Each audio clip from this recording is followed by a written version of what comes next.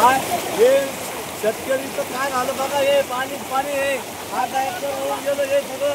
काय हे बघा अद्रक कापूस हे सगळं गेलं. भाजप सरकारला सांगा, देवा भाऊला सांगा म्हणा काय इथं काय शेतकऱ्याची काय नुकसान असतं बघा. पळसगाव येथे तुफान पावसामुळे अद्रक मक्का कापूस या पिकाचे खूप नुकसान.